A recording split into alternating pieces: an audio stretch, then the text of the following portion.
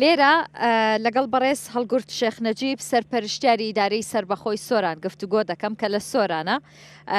پێم خۆش بوو لێرە لەگەڵ من ئامادە بێ بەڵام بە هۆکارێکی خۆی نەیتوانی کاک هەڵگورت دەم کاتت باش زۆر سپاس بۆ ئامادەبوونت لەگەڵمان تۆ خۆت ئەوروپاشت بینیوە ئەو لەوێ ژیاوی پێم بڵێ جیاوازیەکەی ئێرە و ئەوێ چییە؟ والله آخر دەبێ و پرسیار تۆزێک باشتاینی دیاریکراوی لە جیاوازەکانی سارد و سەرماکەی وڵا طبعا ئەمە ئەو ساڵە بە خۆشحاڵیەوە بەڕاستی ئەو کەش و هەوای کە ئێستا هەیە ئێمە پار ساڵ لە معانەتەکی زۆردا بووین لە هەبوونی وشکە ساڵی و نەبوونی بەفر و باران بەڵام لەخوای بەزیاد بێتن ئەم ساڵە ڕێژەی بەفر و باران بە تاوی هەرێمی کوردستان وە بە ئیدارە سەربەخۆی سۆرانیشەوە زۆر باشە و ئینشاءالله ئەو بەفر و بارانە دەبێتە ڕەحمەت بەسەر هەرێمی کوردستاندا. لە هیچ کۆڕبەندێکیان دیدارێکی نێودەوڵەتی تایبەت بەلایەنی گەشتیاری نەکردوتەوە و هیچ پلانێکی لەو شێوەیەتان نییە؟ ئێمە تاوان لەژێر ڕۆشنایی ڕاستپاردەکانی جەنابی سەرۆکی حکوومەت هەر لە سەرەتای دروستبوونی ئیدارەی سەربەخۆی سۆران یەکێک لەو کەرتانێک کە بە زۆر بە جددی کارمانەسە کرد بابەتی گەشتیاری بوو. ئێمە هەمومان دەزانین لە کابینەی نوێمی حکوومەتی هەرێمی کوردستان جەنابی سەرۆکی حکوومەت کاری لەسەر ئابوووریەکی بەهێز کردەوە و لە پەنا ئەو ئابوووریە بەهێزش بابەتی هەمە چەشنەی داهات بووە. ئێمە هەمومان دەزانین لە تاوی ڕۆژهەڵاتی ناوڕاستەوە بە تایبەتی لە عێراقیش تەواو پشت بە سامانی نەوتی بەسترا بوو. ئەوەی کە جەنابی سەرۆکی حکوومەت کاری لەسەر کردووە زۆر بەجددی کاری لەسەر کرد بابەتی ئەو هەمە چەشنەی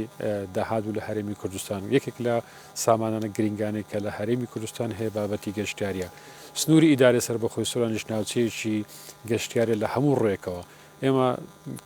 کارمان لەسەر ئەو بەرنامە و ئەو پلانە نەکردووە و هەمووشمان دەزان کە ئێستا ماستەر پلانی گەشتیاری چوتە بواری جێبەجێکردن و ئامادەکاریەکانی تەواویشی بۆ کراوە بۆ ئەوی بتوانین هەرێمی کوردستان لەو قۆناغەت هێپەڕێنین. دەزانی سنوورخان ئێمە لە باشووری کوردستان و لە هەرێمی کوردستان لەو قۆناغەت تێپەڕینە کە هەوڵ بدرێتن سۆزێکی نێودەوڵەتی بەدەستبێنین یان هاوکاریەکی مرۆیی بەدەستبێنین. ئێستا دنیای ئابوووریە دنیای ئالوگۆری ئابووری لە نێوان وڵاتە زلهێزەکانەوە لە ڕووی جیۆپۆلۆتیکی شەواگەرە تو ئابوووریەکی بەهێزت هەبێت دەتوانێت لە ڕووسیاسیشەوە تۆ بۆ نابی بە کلااوس شۆبی کوردستان و داڤۆسی باڵەکایەتیدا بمەزرێنی. واللهی ئەوە یەکێک لە تەمان لە بیرۆکەکانە ئێمە ئێستا خەریک ئەو ماستەر پلانە یەکێک لە بیرۆکەکانی خودی جەنابی سەرۆکی حکوومەتە لە چیای باپشتیان کە شوێنێکی زۆر گرنگ لێوەندران دروست دەکەین و ئینشەڵا داهاتوودا دەبێت بە داڤۆسی کوردستان بۆ کۆکردنەوەی هەموو ئەو بەڵام وەکو باسم کردێ بنەما سەرچیەکانی دەستپێکردنی ئەو بەرنمەیە بابەتی ئابووریە. ئێمە تاوان لە ڕووی سیاسی شەوەکو باسم کردێ بۆی بتوانێت ئەمە دەزانین لە ناوچەیەکی کە پڕە لە تازە جەنابی حاکم فەرهادش باسی کرد لە ناو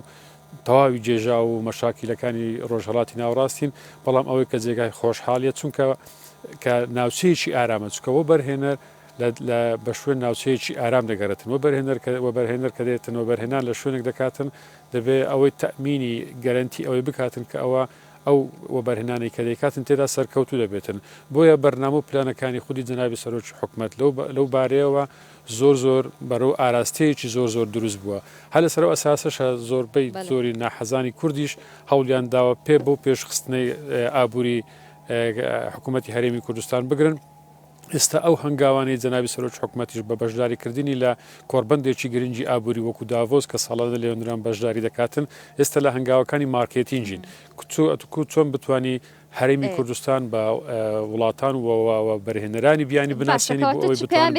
بۆ بەرهێنەرانی کوردستان زۆر باشم بڕی بۆ بەرهێنەرانی بیانی ئەوانی کە ئێستا لە داڤۆسن چۆن هانیان دەدەی لە ڕێگای کوردستان 24ەوە بێن لەم سروشتە جوانەوە بەرهێنان بکەن. ئێمە هەموو ئەو با بڵێن ژێرخانێکی ئابووری بەتایبەتی لە ڕوو ڕێگاوبانەوە لە ماوەی چەند ساڵانی ڕابردوو پلان و پرۆژە استراتیژیەکانی ڕێگاوبانمان تا هەڕادەیەکی زۆر باش جێبەجێ کردو بۆ ئەوەی ڕێخۆشکەر و ئاسانکاریەک بتن بۆ وەبەرهێنەران و کە بێن لێرانەوە بەرهێنان بکەن بە تایبەتی لە ڕووی گەشتیاریەوە لێرەوە داوا لە هەموو وەبەرهێنەرانی هەم کوردستان و هەم بیانیش دەکەین کە بێن لێرانە دەستپێچ وەبەرهێنانە و ئێمە هەموو ئاوکاری و ئاسانکاریشیان بۆ دەکەین ناوچێ زۆر خۆش و دڵڕفێن هەیە ئێستا خۆش لە ناوچەیەکی زۆر خۆشی لە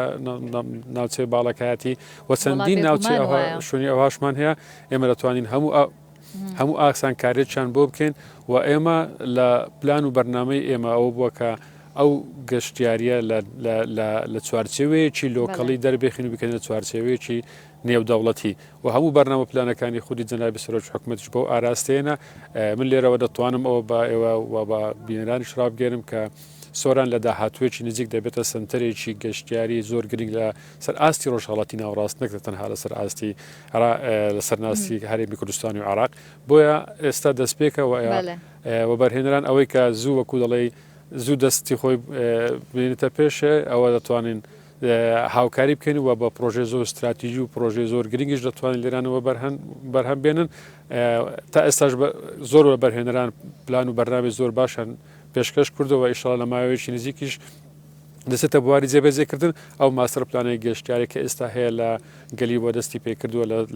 لە دەوروبەری سۆران وەدەستی پێدەکاتن ئەوە ڕوودەشێشێتن بەرە و باڵەکایەتی و بەرە و ناوچەی سیرەکان و برادۆست و ناوچەی دۆڵی ئالانش ئەوە بەرنامە و پلانێکی خودی جەنابیانە و خۆشی سەرپەرشتی دەکاتن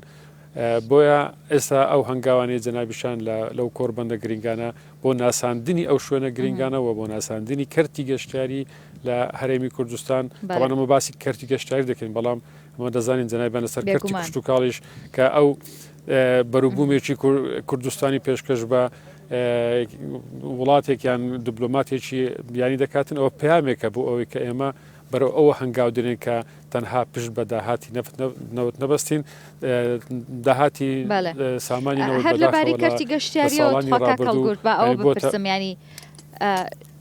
ژمارێکی زۆر گەشتیاری بیانی بەتایبەت گروپەکانی شاخەوانی دێنە هەرێمی کوردستان بەتایبەت ئەم ناوچە جوانە چیتان کردووە بۆ ئەوەی هەم کاراسانیان بۆ بکەن هەم سەرنجی زیاتری گەشتیاران ڕابکێشن بەڵێ ئەمە تاوانتان بلان بەرنامە هەیە یەکێک لەوانە کە ئێستا لە مانجی دوو بابەتی سکینگ خلیسکانی سەربەفر کە ساڵانە لە سنووری ئیدارەی سەربەخۆی سۆران دەیکەین و دیاریزانێکی زۆری بیانی ساڵ بە ساڵ زیاتر دەبێتن ئێمە تاوان پارساڵ گروپێک هاتبوون لە دانی مارک کە پرسیاری ئەوم لێکردن دۆلی ئەسکەندەنافی ئەومە هەمومان دەزانین ناوچەیەکی شاخاویەوە ناوچەیەکی زۆری خلیسکانی بەفری دێرا گوتمە گولووە لێوێندرانەوە دێن تەنها بوو باسی تایبەتمەندی ئەو ناوچە شاخاویانەی هەرێمی کوردستانی کرد ینی ئەگەر ئەو لە دانی مارک باسی ئەو تایبەتمەندیانەی خلیسکانی سەربەفر بکاتن بە دڵنیاییەوە زۆر جۆرە چالاکی کە سەربەفر و تاوان ئەمە لە هەر چوار وەرزی ساڵ ئەمە ئەو بابەتی گەشتیاریمان هەیە بەڵام ئەگەر باسی چالاکیەکانی وەرزی زستان بکەین لەسەر بەفر ئەوە دەتوانانی سەرنجی زۆرێک لە گەشتیارانی بیانی بۆ ئەو ناوچی ڕابشێشین و خەڵکی بیانی شەمە هەمومان دەزانین وەکو دەڵێ حەزی لە ئەدڤێنچەر حەزی لە تاقیکردنەوە شوێنی نوێیە بۆیە ئەو هەنگاو بەرنامە و پلانانێک کە لە بەردەستی ئێمەدایە ئێمە لە ساڵانی داهاتوو لە ڕووی گەشتیاریەوە دەچێنە قۆناغێکی زۆر زۆر جیاوازتر و قۆناغێکی زۆر زۆر سەرکەوت و فراوانتر. بەڵێ کاکەڵگورت لێرە گۆمی بێکۆدیان و چڵدار و گۆمی فێڵاو هەیە زانم گۆمی فێڵاو ینی بێکۆدیان نزیکەی 6 کاتژمێر بە پێ بێ بڕۆی هەتاوە کۆگەیتەوە بەڵام بۆ فێڵاو و چڵدار ینی هاوڵاتیان گلەی ئەوەیان هەیە کە بۆچی ڕێگاوبانەکەی چاک نەکراوە بۆ ئەوەی کە بە ئاسانی گەشتیار بتوانێت بگاتەوە ناوچانە پلانتان بۆ ئەوانە چییە؟ سنوورخان هەندێک جار بردین ڕێگاوبان بۆ هەندێک شوێن لەوانەیە زۆر تێکدانی سروشت و لە سوودی ژینگە و سروش نەبێتن نانی شەرت نییە توکە شوێنێک هەیە ئەم زۆر جاران چیمە مەسەنا وڵاتانی دەرەوە زۆر شوێنی گەشتیاری هەیە بە چەند سعات بە پێ دەڕۆی بۆ ناوچەیەکی سروش ببین ینی شەرت نییە ئەمە ڕێگاوبان بۆ هەموو ئەو ناوچە مەسەرەن بێرکۆدیان ناوچەیەکی ڕاستە دوورە دەستە بەڵام دەبێت تۆ بیر لە تەریقەیەش کە بکە و ڕێگایش کە بکە کە چۆن بگەی بێنرا مەسەرەن بە تەلەفریکێک بە شتێک نەک بە تێکدانی ژینگە و شقام و جادە و زۆر جارانش کە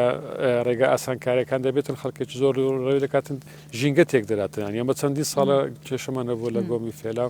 ئەو خەڵکانی گەشتیارن کە داتن زۆر جاران ژینگە تێک دەدرا و هەندێک ناوچەش هەیە بەڕاستی ئەوەیە دەستکاری نەکرێتن ینی سروش تۆکو خۆی بمێنێتەوە ئەوە هەندێک ناوچەمان هەیە دەستنیشانمان کردووە نامانەوێتن ئەوانەیە بەست نەمانەوێتن ڕێگاوبانی بۆ ببین بەڵام ئەوەی کە گریگە باسی کرد ڕێگاوبانە سەرچیەکانە ینی ژێرخانی ڕێگاوبانە سەرچیەکانە ئەوەی ڕێگای سۆران بۆ حاجی ئۆمەران دو سایتکردنی و ڕێگایە دەستان پێ کردووە ئێستا بابن ئەوەیە کارمان هەر لە بەستنەوەی هەولێر بە سۆران و بە ناوچەکانی دیکە ئێستاەوەی سپیرێک خەلیفان و دەستمان پێکردوە قۆناغی دومیش دەست پێ دەکەین قۆناغی سێم حاجی ئۆمەران سۆرانە ئێستا دیزاینەکەیەوە تەواو بووەوە خەریکی شڵ ئەندێکی نزیک دەخینە بواری جێبەجێکردن ئەو ڕێگا سەرچیانەمان کە دروست کرد گەشتیار دەتوانێتن بە ئاسانی سەردانی ئێرانە بکاتن و بەرهێنەرانیش دەتوانن و بەرهێنەری تێدا بکەن بەڵام ئەوەی تازە جەنابەت باس کرد هەندێک وەکو باسم کرد هەندێک شوێنی تایبەتمەند هەیە ئەمە لەوانەیە بەمە بەست ئەنی ئەومان لە بەرناومان نەبێتن کە ڕێگای بۆ بین بە ڕێگای دیکە ئێستا و تەلەفریکەی لە کێبڵکاری لە گەلی دروست دەکرێتن کە درێژایەکە 11 کیلۆمەترە ئەوە دەتوانی ناوچەیەکی زۆری ئەو شوێنانەی کە زۆر سەختن بە ناتوانانی بە پێش بچی دەتوانانی لە ڕێگای ئەو تەرەفریکەوەە ئەو ناوچە شاخاویانەوە ئەو ناوچە سەرنجڕاشێشە دیمەستان ڕاکێشانە ببینی بێ ئەوێت و دەستکاری سروشەکەیەکێک لە فیستیڤاڵی سەر بەفەر ئەمساڵ ئەنجامەدرێت ینی کە ئەمساڵ هەشتمین فیستیڤال دەبێت ئەگەر بکرێ ئەنجامەدرێ ئامادەکاریتان بۆ کردووە بۆ پێی کە مانگی ڕەمەزانەکەوێتە مانگی دووەوە فستیڤالەکە پێش دەخەن مانجی دوو بەڵێ وڵاهی مانجی دووە دەبێەوە کۆبنەوەی ئامادەکاریمان هەیە بەڵام بە دڵنیاییەوە ئەم ساڵیش ئەو فستیڤال دەکرێت و ئامادەکاریەکانیشمان بۆ کردووە بەڵێ زۆر سپاس دەکەم بەڕێز هەڵگورد شێخ نەجیب سەرپەرشتیاری داری سەربەخۆی سۆران سپاس کە لەگەڵمان بووی دەست خۆش